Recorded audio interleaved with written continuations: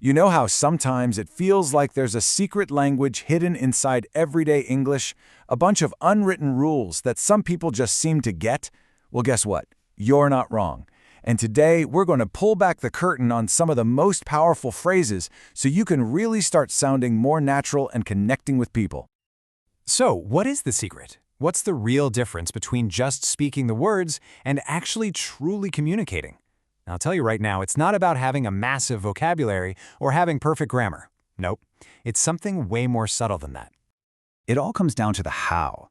It's all about these small but really powerful little phrases that add all these layers of meaning and emotion and social smarts to your words. Think of them as shortcuts to sounding more natural and honestly just getting along better with people. Yeah, let's think of these phrases as a kind of secret code. Once you learn it, you start to unlock smoother, more effective, and just more real conversations. They really are the tools that build bridges between people. Okay, let's start with some of the most useful phrases you can possibly have in your back pocket. These are for navigating those tricky, kind of awkward, or even tense moments that we all have to deal with. These little phrases can be the difference between a big fight and a simple resolution.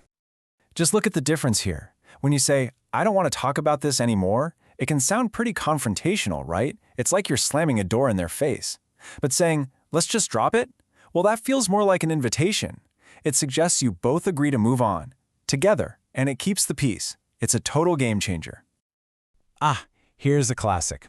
With all due respect, this is the universal signal for, hey, I'm about to disagree with you, but I want you to know I'm not attacking you. It's like a verbal cushion that softens the blow of whatever you're about to say. This lets you challenge the idea, not the person. So useful. And you know, sometimes you just have to be more direct and set some clear boundaries. Phrases that cut right through the noise, like calling out excuses or an unfair tone, they act like a shield. They protect your position clearly and directly, and they send a strong signal that a line has been crossed. Now this might be one of the most powerful phrases for ending a conflict. Instead of getting defensive, just saying, "I was being selfish" shows instant self-awareness. You're taking responsibility. It's both an apology and an explanation all in one, and it can just completely disarm tension in a second. All right, so next up, let's look at phrases that help us say what's actually going on inside our own heads. You know, our reactions, our little moments of realization, and even genuine surprise. Picture a really good, productive conversation. A lot of times, it starts right here. Saying "I never thought of that" isn't admitting you're clueless. It's the sign of an open mind. It shows you're actually listening and thinking about a new perspective, which just makes the other person want to share more. And as the conversation goes on, you might use this one. I'll give you that. This is such a powerful little concession. It's how you say, "Okay, you've made a really good point there," even if you don't agree with everything they're saying. It builds so much goodwill and shows you're in a real conversation, not just waiting for your turn to talk. This phrase is a fantastic way to show that a conversation is heading towards a productive end. "I'll keep that in mind" means you've not only heard what they said, but you've actually filed it away for later. It's like a promise that their words are going to influence your future thinking. Okay, now for a completely different kind of reaction. This phrase is just pure, unfiltered emotion. It doesn't matter if the news is shockingly good, unbelievably bad, or just flat-out bizarre. "You have got to be kidding me" is what you say when your brain just can't catch up with what you're hearing. It's basically disbelief in a bottle. Okay, so we've gone from expressing our thoughts to actually taking action. This section is all about the practical, goal-oriented language we use all the time to coordinate our lives, make plans, and just manage our social world. So let's follow the life of a typical social plan. It usually starts with that friendly, super low-pressure suggestion, "We should catch up."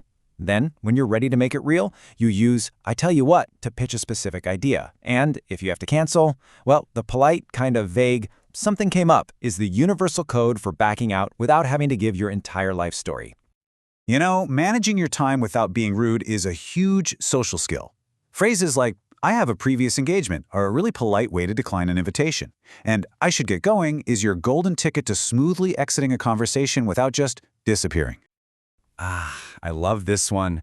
This is the language of pure confidence and competence. When someone gives you a task and you say, "I'm all over it," you're not just saying you'll do it. You're saying, I have this completely under control, I'm taking full ownership, and you do not have to worry about a thing. It's so incredibly reassuring to hear. So, after all these examples, what's the big takeaway here? Well, it's that these tiny little phrases, they're actually the glue that holds our conversations and, when you think about it, our relationships together. I mean, this phrase says it all, doesn't it? It's not just about teamwork. It's about loyalty and trust and knowing someone is there for you. It's the ultimate expression of solidarity. And this feeling, this is what all those other little phrases are secretly working towards, building that connection, that feeling that we have each other's backs. At the end of the day, learning this secret code isn't just about sounding more fluent.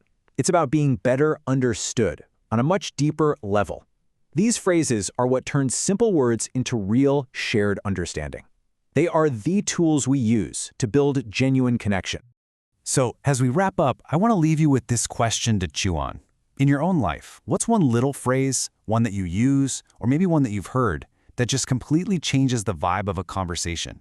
The real power of language is right there, in those little details.